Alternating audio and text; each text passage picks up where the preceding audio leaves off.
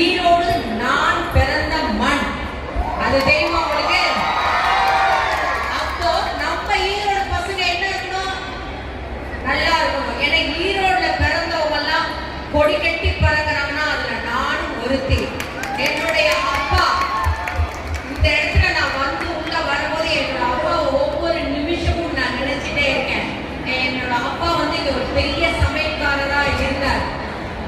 இங்க வந்து இப்ப எங்க அப்பா இருந்தா என்னை பார்க்கும்போது எவ்வளவு சந்தோஷமா இருப்பேன்னா இது பண்ணிருக்கேன். ஸோ ரொம்ப ரொம்ப சந்தோஷம். இந்த ஈரோட்ல உங்களை பார்க்கறதுல எனக்கு ரொம்ப சந்தோஷம். அண்ட் இங்க பர்ஃபார்மன்ஸ் பண்ணவங்க எல்லாமே சும்மா கிழி கிழி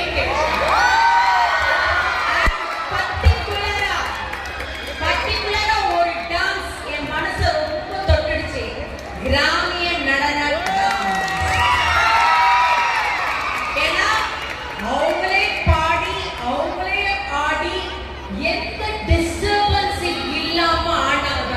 அவங்களுக்கு எல்லாரும் அந்த டீச்சருக்கு நான் வந்து ரெஸ்பெக்ட் கொடுப்பேன்.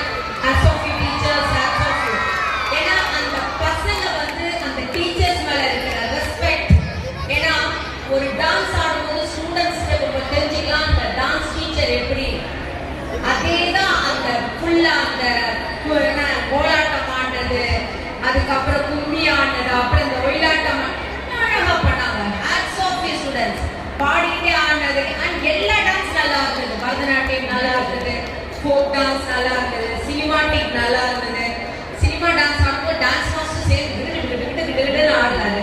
ஸோ ப்ளீஸ் எல்லாரும் போட்டோ எடுக்கணும்னா அமைதியா கியூல வந்தா நான் நின்று வெயிட் பண்ணி போடுவேன். ஒரு போட்டோ எடுக்கும்போது ஒரு கேமரா உள்ள வரக்கூடாது. அப்போ போட்டோ உங்களுக்கு வராது, எனக்கு வராது. Okay, all the best. ஹாப்பியா இருங்க, அழகா போட்டோ எடுத்துட்டு போகலாம். ஓகே,